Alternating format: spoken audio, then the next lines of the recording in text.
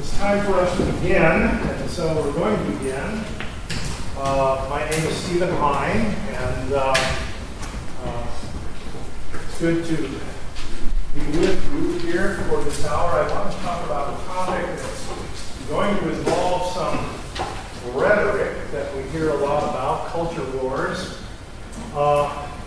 What's behind them within our culture, how we ought to be thinking about them, and what kind of challenge they pose for the nurture, especially of our children. So this impacts, it seems to me, the various elements of the world that we are familiar with, that we want our children to be exposed to in our homes, in our worship places, and God willing, anyways, in connection with their education. We're going to be talking about this in relationship to some bullet points here that I'm going to present and then just basically describe, and then we're going to climb into this. First of all, a postmodern worldview, as we think in terms of worldviews, particularly in terms of three pre-modern worldviews. The Western world were largely dominated by a Christian worldview.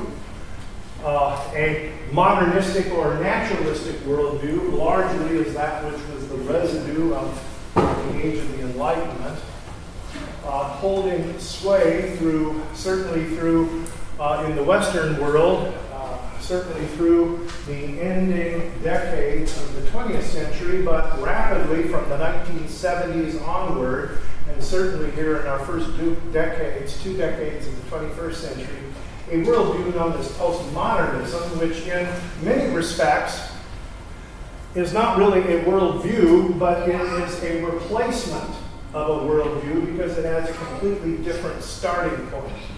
Most worldviews want to start with an understanding of what is most preeminently and prominently real. So, obviously, in the Christian world, well, that's God. The sum total of reality in the Christian worldview is God and what He's made. That's the whole show. In addition, though, we then, in the Christian worldview, can talk about, nevertheless, what ought to be, whether it is or not, and explore what we could call the moral environment. Okay? What is good, what is true, what is good, and then also what is beautiful. And then we sketch those out on the basis of presuppositions and generalizations as we are informed by God and His Word. Modernism wanted to move us off those as the sources upon which worldview understanding is to take place, not on revelation, in other words, but rather on the basis of these starting points as being totally adequate.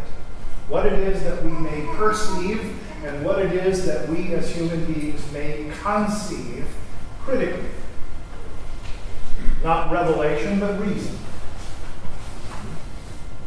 Postmodernism wishes to say that either of those approaches, whether we would start with supposedly some alleged revelation, or whether we would start with somehow our own perceptive or reasoning powers, none of those are adequate for arriving at true knowledge and understanding of ourselves, the world in which we live, others, or any other elements of ultimate reality.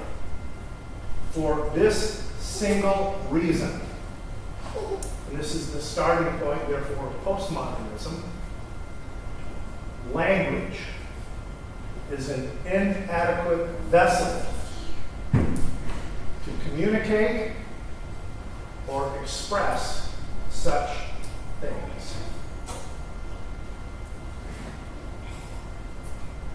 Language is an inadequate vessel. In other words, if nihilism came to the conclusion that we cannot know the ultimates, what is true, good, and beautiful, and we cannot know either of one of two reasons. Either they don't exist, or we don't have the faculties to know them. It is postmodernism that wishes to embrace the second presupposition in nihilism, namely that we are incompetent. And the reason that we are incompetent is that the means of our operating systems between our ears and that which we express, namely through language, are simply inadequate to deal with such things. We're going to be exploring what postmodernism therefore wishes to say language is, what it does, and why. And how that is the foundation of culture wars that particularly within our environment here in the Western world, and particularly in our own country, creates what we call culture wars. It is the fundamental foundational elements, not just simply behind things that sometimes go by the euphemistic label of political correctness and things of that sort. That is kind of trivialized, I think, what's going on. So we are going to be taking a look at the assumptions of culture wars, what this means for postmoderns, and what it ought to mean, therefore, for the world of the faithful, for God's people, whether we are looking at in the context of home, church, or school, but particularly I want us to focus our attention here about this and the challenges of this for the nurture of our children, because our children are the specific target of culture wars. We want to look, therefore, at the goals of culture wars. What is it that they wish to accomplish with your children, and how do they wish to go about it? What are their strategies? When we describe these and provide examples of them, I think you will be able to see them going on in the rhetoric of the world around us, in all of the elements of that express basically the culture and the elements of our culture in which we live, from social media to journalism to the world of entertainment and to politics. What does this mean in relationship to the challenges that we face? If we are in a war and we do not have choice here, the question is, what do we wish to respond, and how do we wish to respond to those really who do see the things that we believe and the way upon which we speak, how that is our rhetoric as the enemy. We realize, of course, in our world of international relations and maybe theology, ISIS has declared war in both the Western world as well as on Christianity. So the question as to whether or not there is a war is not debatable. The question is, however, how are you going to respond? We want to look at this particularly, not so much on the political or international scenes arena, but rather, particularly in terms of this conference, what does this have to say about a task maybe that we haven't thought about, that we need to be thinking about in the connection of the education of our children? And lastly, we want to be thinking about this as particularly focusing on one element in terms of social interaction, which often is the occasion upon which culture wars gets a real face and a real interpersonal encounter between Christians and others within our culture today in an ever-increasing sense. Those who wish to tell Christians and other people that the things that Christians do and say have offended them. And probably a day that doesn't go by that somebody isn't reporting that something is no longer going to be able to be permitted to be done and said because somebody was offended by it. How should we as Christians look at these kinds of situations and what kind of response we make, and more particularly, what should we teach our children? Okay, that's kind of the agenda that I'm thinking of here in a short space of time here. So what I'm actually hoping that I can do is whet your appetite for some future consideration and some more input that you might thereby take up on this topic. Let's start out here.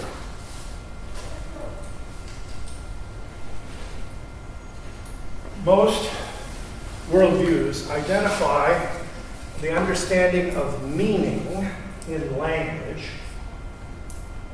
with reality. Not that language describing or presenting alleged states of affairs is the only sense of language, but we've always presumed that it is adequate. The foundations, for instance, of our Lutheran understanding of Scripture, that the Scriptures are fundamentally clear, that human language and God's use of it is fully adequate and capable of revealing to us our sickness unto death and God's remedy in the saving works of our Lord Jesus Christ. Perfectly adequate. And that we may use language univocally to express such things liturgically, confessionally, and evangelistically.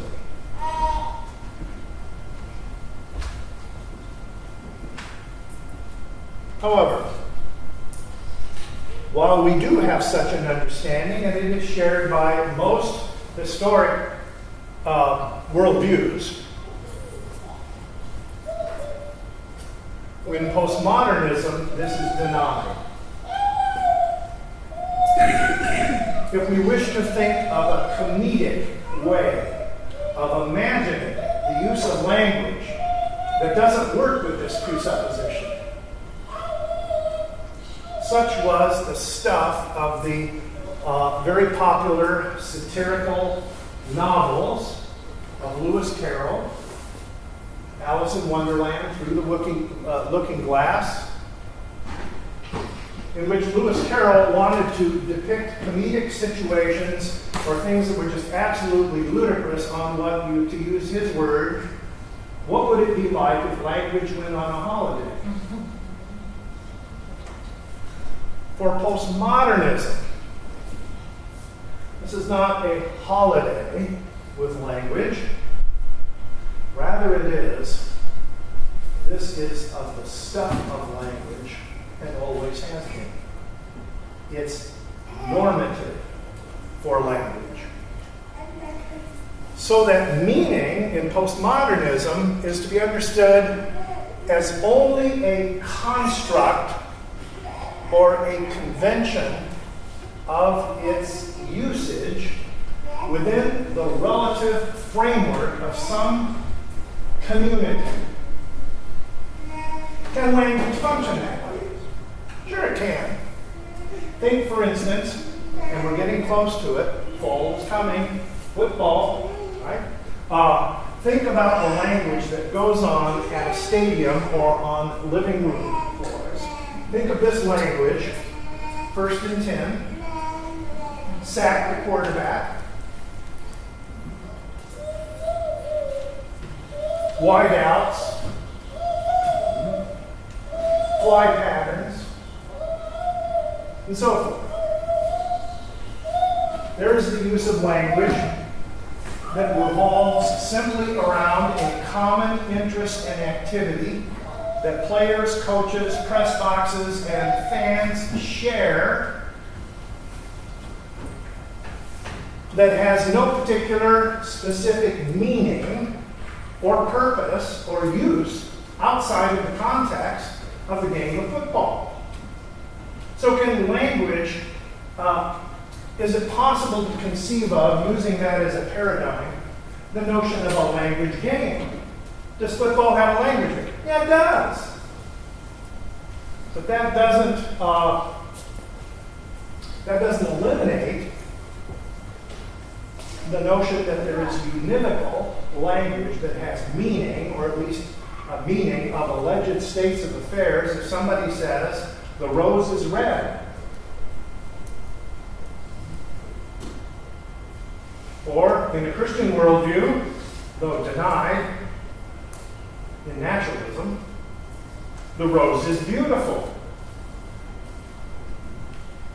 In a Christian worldview, we would say that just doesn't have a form of life in relationship to people that love to dabble with flowers, or nursery growers, or things of this sort. Both of them are univocal statements that one could investigate to determine whether there is coherence between the statement and the state of affairs that it is seeking to describe. Christianity involves a truth claim that God in Christ Jesus was indeed reconciling the world unto himself, not counting our trespasses against us. That's a truth claim. That is to say that the very grammar in which we are setting forth there really does cohere with states of affairs in human history. Check it out. And whether or not we can have a happy forever is the fact that that coherence exists and it's true. That's just foundational in Christian worldview. And if we don't understand that that is clearly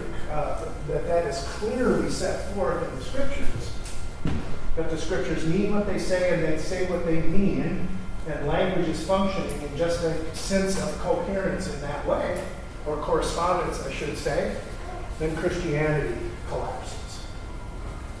Well, postmodernism wants to believe that that sense of language doesn't exist, never has. Lewis Carroll thought, now that would be an incredibly zany world to live in. There's that one comedic encounter, and again, this isn't the Disney version, okay? But Alice is having her adventures, and she comes across Humpty Dumpty. And she comes up to Humpty Dumpty and greets him. And Humpty Dumpty says, impenetrability. And Alice says, my, that is a big word. What does it mean? And Humpty Dumpty says, why? It means nothing more than and nothing less than what I would choose it to mean. And with a word like that, I always give it something extra. And of course, the whole thing is to be humorous. But notice what Humpty Dumpty is saying. The meaning of language, of impenetrability, my dear, is simply telling you something about me. It's just autobiography. You follow me? Why, it means nothing more and nothing less than I choose it to mean, and with a word like that, I always give it a little something extra. What does impenetrability supposedly, allegedly describe? Humpty Dumpty. Now imagine, instead of Humpty Dumpty in his private language, going back to the football illustration, forms of life and language is not necessarily a private autobiographical element, though there may be those in it, but it always involves what we mean and choose to have it mean within a culture. If we were going to give a name for this particular construct of language that is being employed in such a form of life relative to the we, not the I, the word, and you've heard it, it's being used continually more and more, is the word narrative. Okay? A narrative goes beyond, therefore, not simply an autobiographical distinction, but a cultural or sociological distinction, nothing more. Instead of talking about me, it talks about us. So, therefore, it isn't like Humpty Dumpty, words that mean what I choose them to mean. Words mean what we choose them to mean.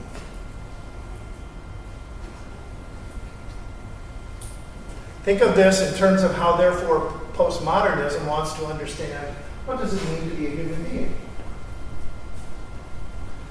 Well, human being and human existence is shaped by paradigms of language usage. Those things mean simply what we choose them to mean. And therefore, culture shapes the paradigms of language, but importantly, vice versa. Culture shapes language, language shapes culture. In fact, in terms of the shaping of culture, while not the only element, the most central and powerful element is language. He who controls language controls culture. This, of course, was the central, or one of the central theses in such things as 1984, Animal Farm. This just isn't some unique Christian understanding. So if the nihilist found morality to be a function of power, might makes right, postmodernism wishes to say, ultimately, power through language makes everything.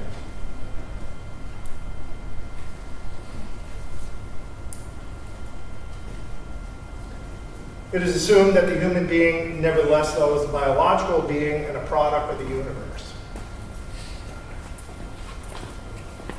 My malware program has found advertising stuff on here and wants to say, get rid of it. I'll do so later. Yes, Paul. Could one posit that perhaps what's really going on there is the enemy, the evil one who creates nothing and only corrupts and imitates, is simply trying to corrupt and imitate our Lord's ability to create through words? Interesting parallel. Trying to be God. Yeah, I do think that's a great parallel. Yeah. Yeah, good connection. I think that very well.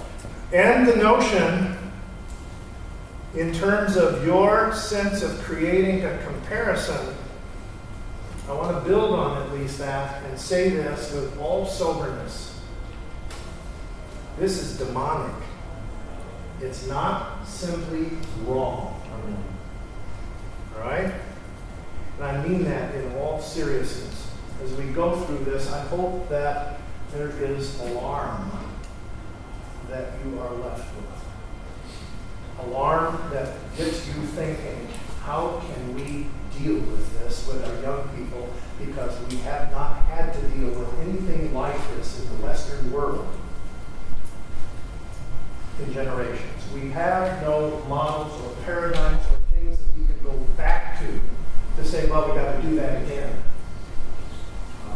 That is, the church is going to have to see a role and a function here that it has not ordinarily seen as something that is a part of an ecclesiastical responsibility, but that rather as a civil responsibility. And we cannot give to the world around us and the mechanisms of civil life that task anymore for the health of our children. Values and morality, therefore, are only human concerns, and therefore they are shaped within a culture through the use of language. Things are right or wrong, and the meaning of what that means is simply how it is we choose to use language. Nothing more.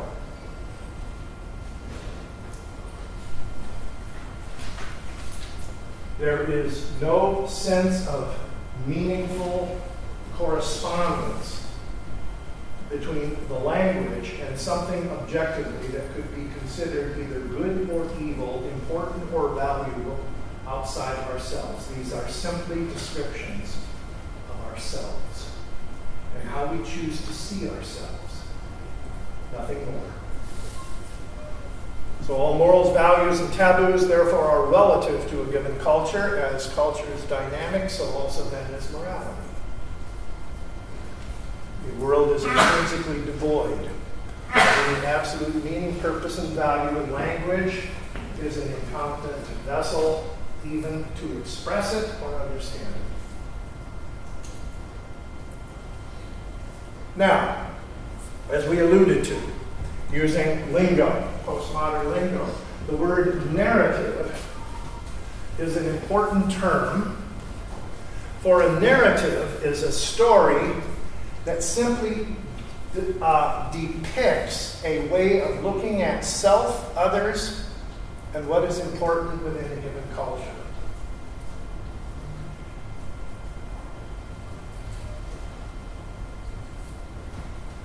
And that's all that language can do.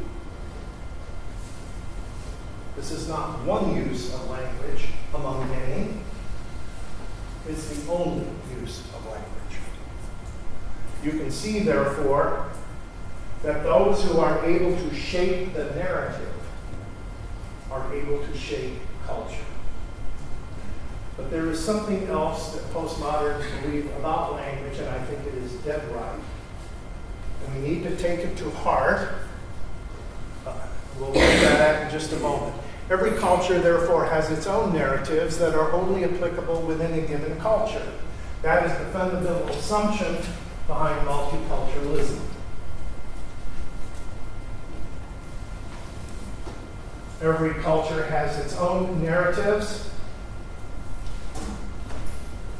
and one may not pass judgment upon another, and there are no narratives that are transcultural. If you had such a thing as a transcultural narrative, that would be known as a meta-narrative. Meta-narratives are an illegitimate claim that uses language. It's like, in their thinking, to try to take out a loan and get paid with $3 bills. The whole notion and claim is understood as bogus and intrinsically offensive.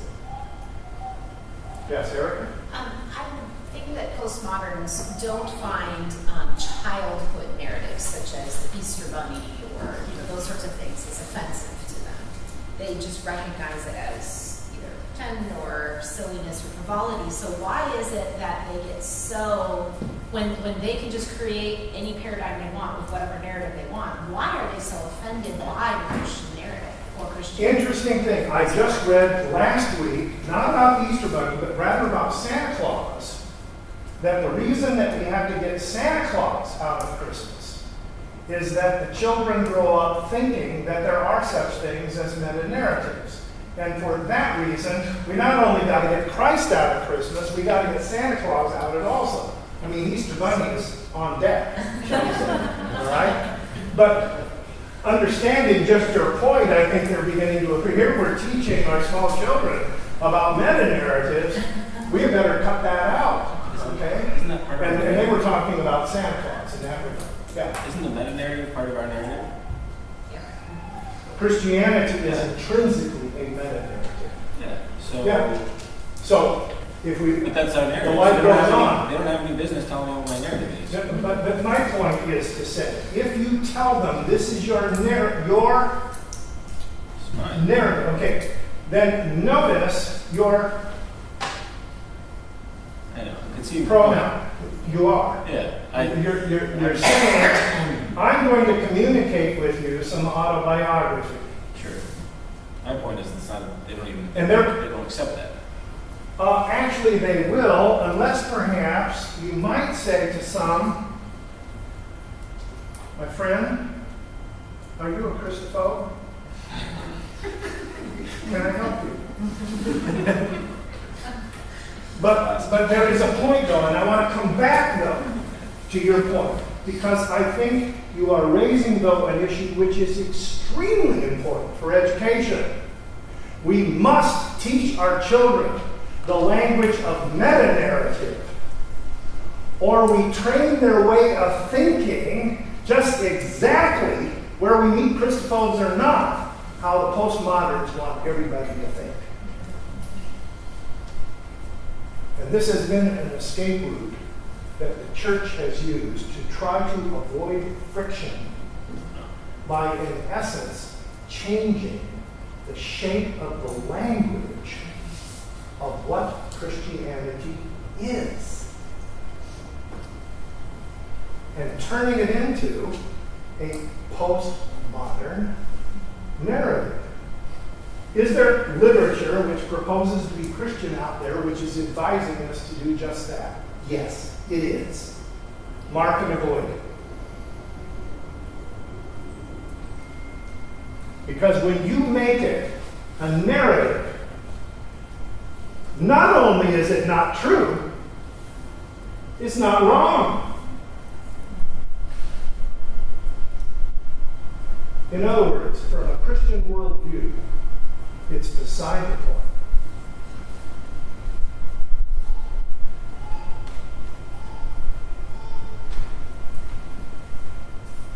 The key point is that this is God's story, or you're sunk.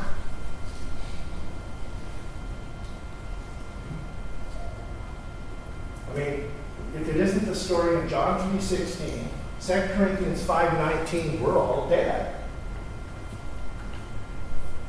And that is the crux issue about Christianity, which we've never had to debate.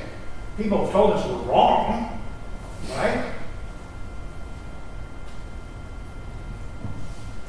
But not that what we have to say has no meaning.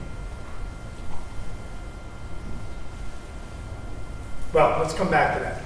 So Christianity does express meta-narratives, and that is understood, therefore, as illegitimate in postmodernism.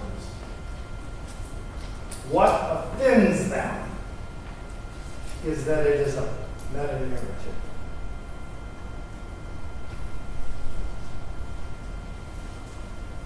And we can understand why.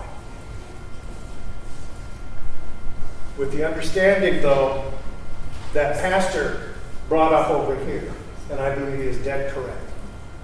The devil is behind it. You have to put all this in the context of Ephesians 6. But it's a different kind of warfare, this culture wars, that we're engaged in. And that sword of the word has to be used in a different way, is my suggestion. Language that a person uses in everyday life, and here's the critical point where I think they are dead right. This is the fundamental assumption of postmodernism. The language that a person uses in everyday life is going to shape the language that they possess meaning in their thought life. Or to put it another way, teach your children how to talk, and you will have taught them how they will think.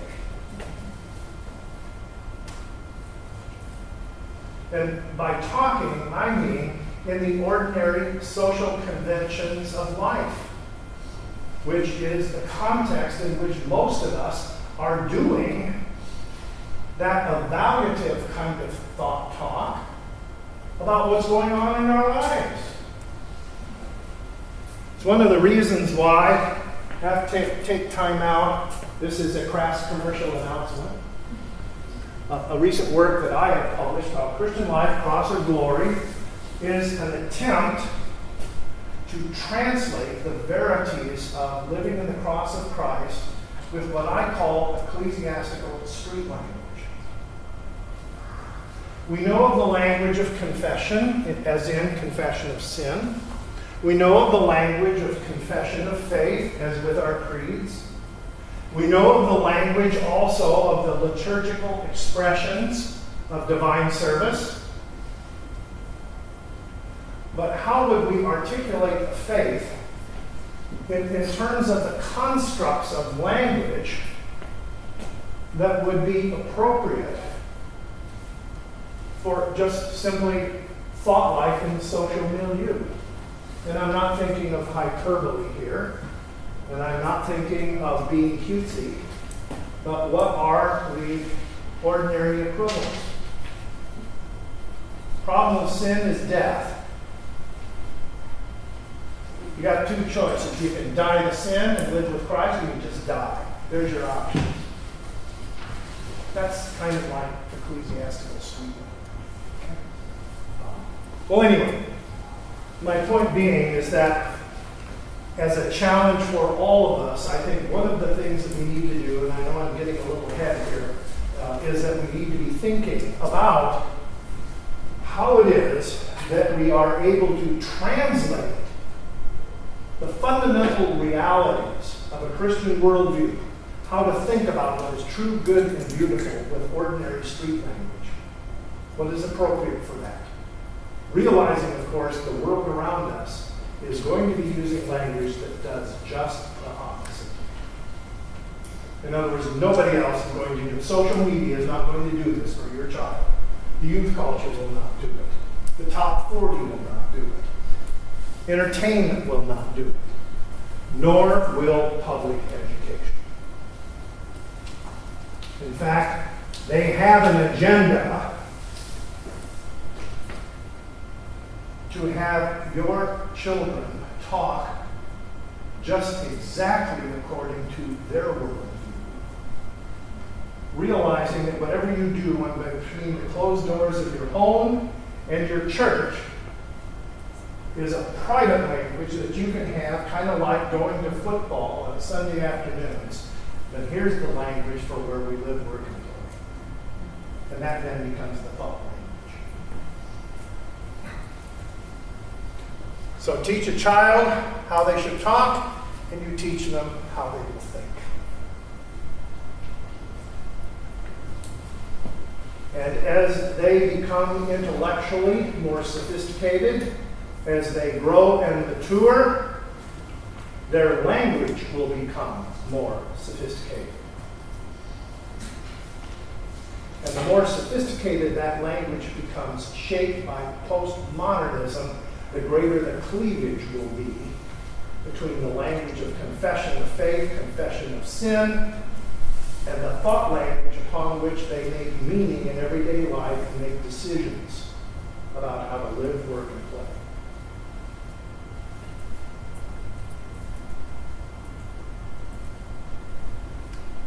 So the goal is to remove the influence of the Christian worldview and its use of language from our culture.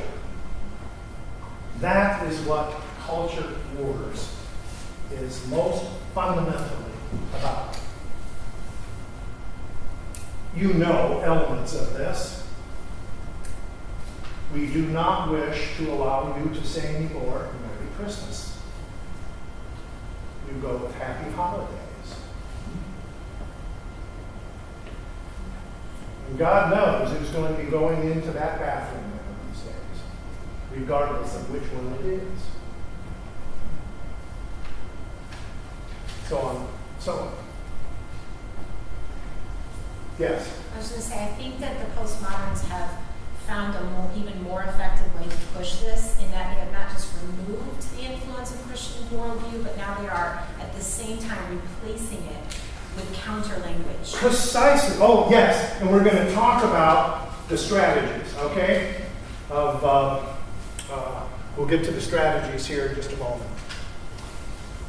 And your point, to replace the language we use to express the significant things we believe and do that identify and binds us together with the language that is informed by nihilism, existentialism, and postmodernism.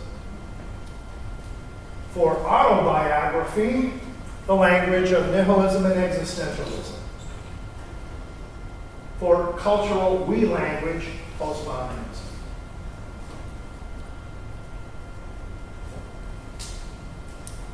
You've already, I think, said you are suspicious that there really can't be such a thing as a Christian postmodernism. right? Correct. That would be a contradiction in terms. I presume that's also true of, I'm not sure, I always said it nihilism, I'm not sure how to pronounce it. What about existentialism? There is an existential dimension to Christian faith and life, but existentialism, a la Sartre, or Kierkegaard. it's, well, again, Kierkegaard wants to talk about an existential dimension of how revelation impacts the individual. I know others that come before me want to use that term almost in a synonymous way between Kierkegaard and the existentialist philosophers of the 30s, Camus, Sartre, and so forth. I think that is a mistake. And there is one book by Kierkegaard which I would wish is on all of our shelves because it does what the law, what Luther does with the gospel. It's work that you can pick up. It's still in print today. It's called Works of Love. And it is simply an exposition of the summary of the second table of commandments. You shall love your neighbor as yourself. And just reading that book alone or even one page of it realizes that there's just nothing in common between where Kierkegaard was and that. So existentialism, here I am talking though about basically that philosophical understanding post-World War I that was quite the rage in Europe between the wars and after World War II in our own country. The goals. Multiculturalism, the goal is to produce an understanding that all expressions of meaning, purpose, and value about reality are only given relative to a given culture, and you need to respect all of them equally. And to understand they all only have legitimacy, but they do have legitimacy simply as expressions of that given culture. It's odd that like you say that multiculturalism is to respect all various cultures, but then they pick and choose which ones they want to respect. Well, true. No question about that. So let me maybe clarify. The purpose of multiculturalism is to bear the respectability of the Christian meta-narrative. Is to make it out of place as something in its own right that ought to critique what is within a given culture. Okay? But your point is well correct. In other words, I haven't heard that we're going to have, I mean, we can have, of course, Cinco de Mayo Day, okay, but we can't have a Kristallnacht Day. Okay? We don't have that one. Kristallnacht? We're all, we don't have Kristallnacht Day, where we go beat up Jews. Okay? I saw the kind of embodiment of that when I was an exchange student in high school to Germany.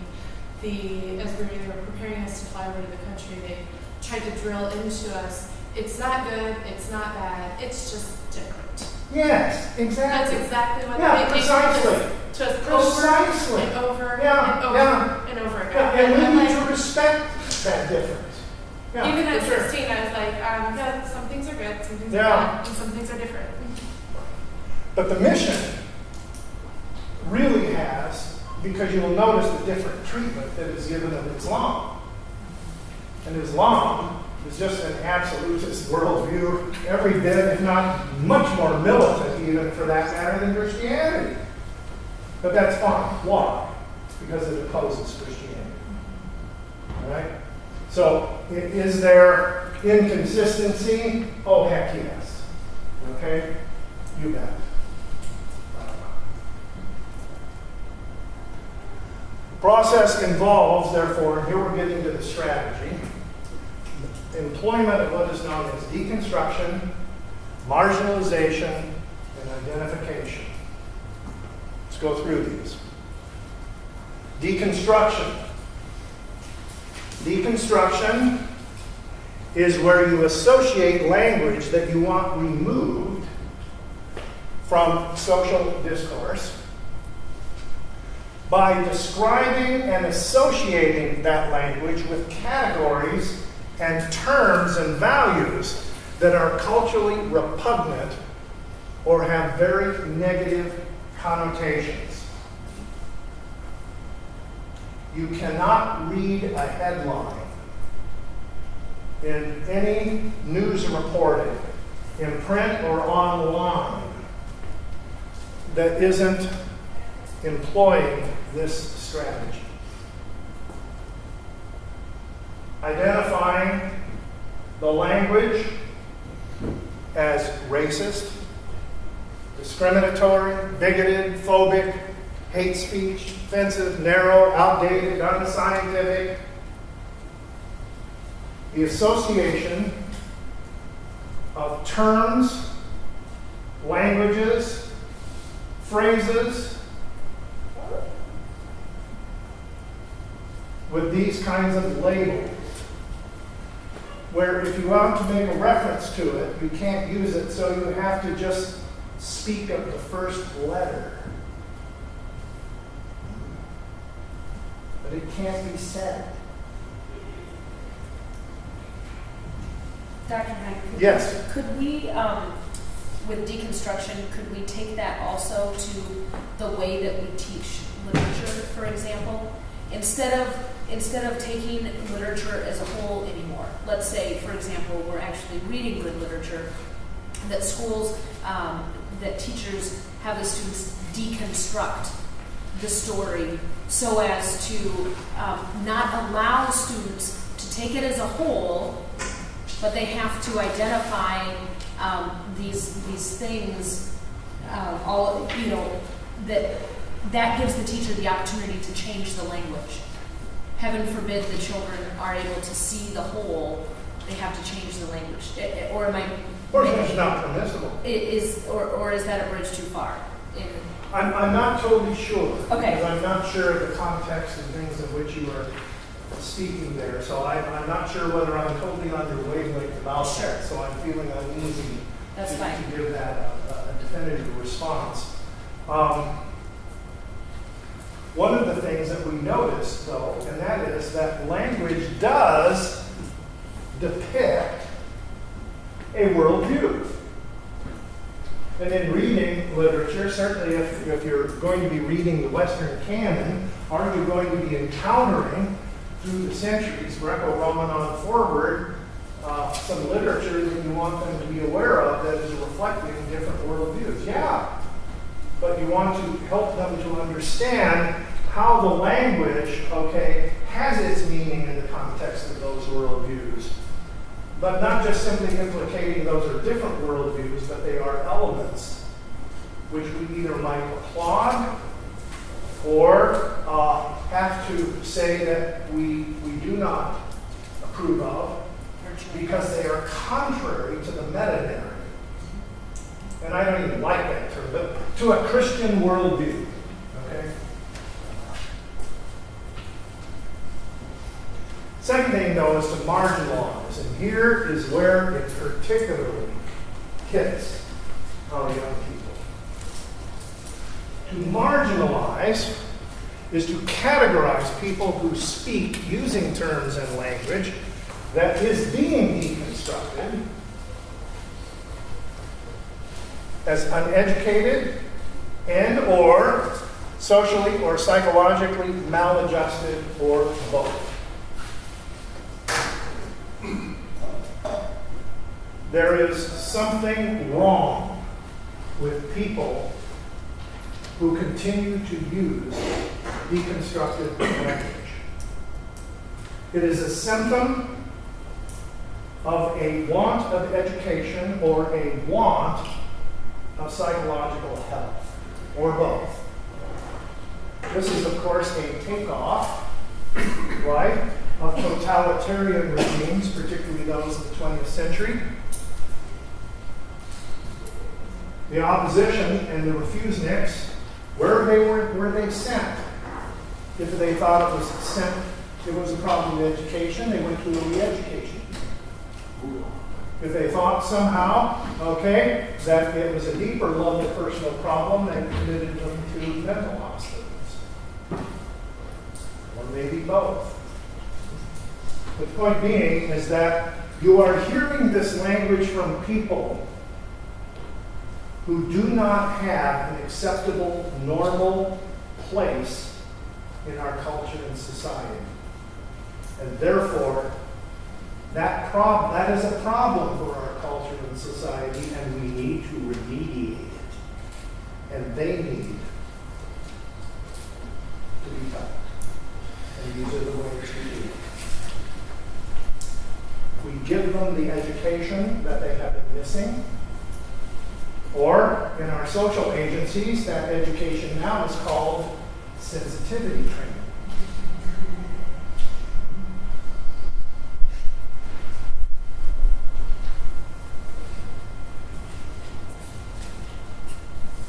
Examples, of course, such people, therefore, and these are the labels of them that describes the nature of their malady. They're bigots, racists, uneducated, uninformed, narrow-minded, haters, Bible thumpers, religious zealots, deniers, etc.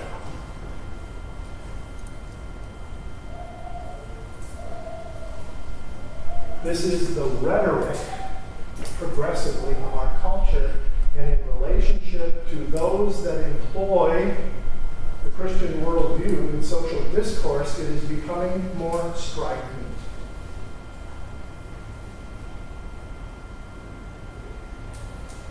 As Cass Sunstein would say, who was the cultural advisor to Obama, first we must give them a nudge. Nudges don't work, and we must give them a push. Pushes don't work, then we need to give them a shove. And if shoves don't work, dot, dot, dot. Then we need to remove them. So we work from the hope, anyways, of the least resistance to whatever is necessary, even should it be force against the greatest resistance. Now, what does this mean? I'll summarize it for your children, because it's something that probably most of us have never had to face and never will like they will coming up the way. They are going to have to face social crises in the world that they are going to be growing up with that we did not have to face at those ages. They will be vilified. They will be social outcasts. Everybody will not be their friend.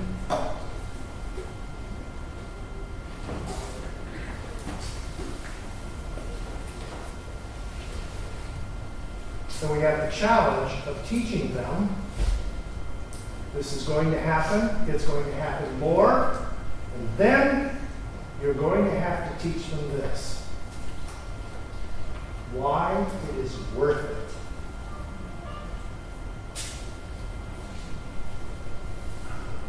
You're going to have to teach them why it is worth bearing those things.